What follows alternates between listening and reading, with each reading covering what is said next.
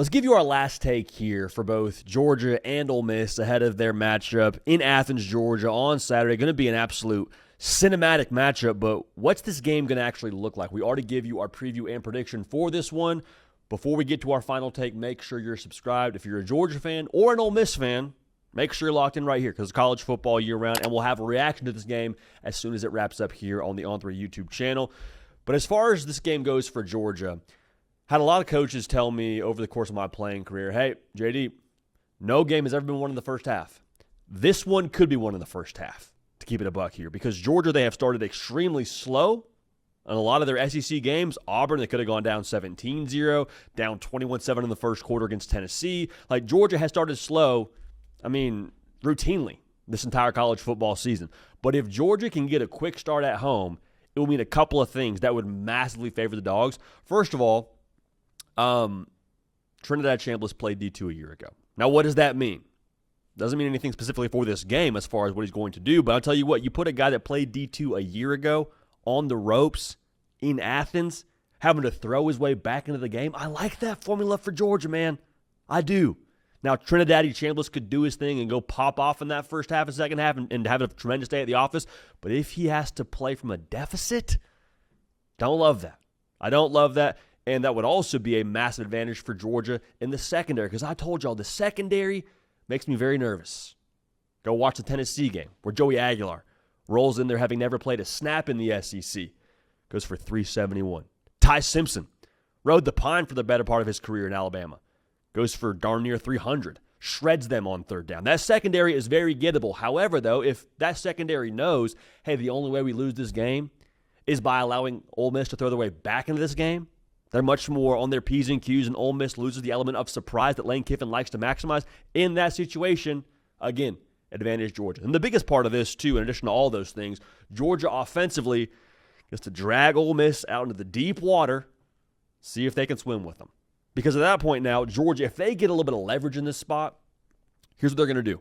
Turn around, hand the ball to Bowens. Turn around, hand the ball to Frazier. And it will just be like a series of waves crashing down on the beach over a course of the better part of the next 2.5, 3. Like, it will be just take the game by the throat, squeeze as hard as humanly possible, and wait for Ole Miss to tap.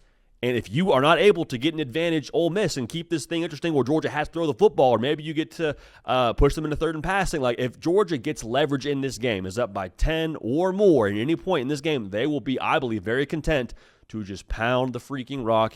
And I love what Ole Miss has done to this point in the year, but I've said this many times. The structure of that defense, there's 3 true down linemen, with no longer having big J.J. Pegues and Walter Nolan in that middle. I don't think that serves them very well. So Georgia, no game is won in the first half. This is the exception to that rule. Georgia can win this game in the first half. Now, I also want to make sure we say this. Our final take for Ole Miss. Lane Kiffin knows how to beat this defense. He does. You don't believe me? Go back to last year's game. You say, well, JD, but Jackson Dart's a first-round pick at quarterback. Like, yeah, that kind of changes the complexion of things a little bit when he's no longer your guy. So can you still beat Georgia if Jackson Dart isn't your quarterback? My answer to that is they had a Mona Lisa of a drive. I've referred to it many times on this show, where Austin Simmons subs into that game with Jackson Dart in the tent. It's rainy. It's a little bit of a slick ball drill, and Lane Kiffin says, Austin Simmons, huck that thing. Now, some of that could be Lane Kiffin and his confidence in his backup quarterback. That's very, very true. But I think just as much, it's confidence in Lane Kiffin knowing the weak parts of this Georgia defense. He's like, I don't care if we got Dart in the game. I don't care if we have the lefty Austin Simmons in the game. I don't care if we go with Trinidad Chambliss in this game, which they will. I know the weak spots of this defense. And this defense, from last year to this year, based on what my eyes tell me, that secondary, again, is more gettable. So I think Lane Kiffin in the game plan, he's going to dial up here. He knows the parts that he wants to attack of this defense from Glenn Schumann and Kirby Smart. Now, will Georgia adjust based on what happened last year? You'd like to think so. But the success that Lane Kiffin had in this game a year ago, regardless of the quarterback, is a big reason why I will not touch this spread when it comes to betting this thing. Also, talk about the success of Lane Kiffin. Think about the other best play callers in this conference, the success they've had against Georgia. I just told you, Joey Aguilar and Ty Simpson, Ryan Grubb and Kalen DeBoer at Bama, Josh Heupel at Tennessee. They put that Georgia secondary in a blender. NutriBullet, Jamba Juice, all the way around. Everyone was getting smoothies that day because of what they did to that Georgia defense. Now, Georgia found a way to beat Tennessee because they scored 40+, and that was great for them. But, like, the Alabama game went how it went, in a massive way because the first half, Georgia, on the back end of that defense, was not able to hit what Ryan Grubb and co. were pitching. And I could see a world now where Lane Kiffin gets out the special exotic game plan, dusts that thing off, and attacks Georgia in a very real way. So, final take to recap it here for you. Georgia can win this game in the first half, and Lane Kiffin, say what you want about the talent deficit maybe that Ole Miss could be at in this spot. Again, could be, keyword. Not saying anything definitive there. Could be.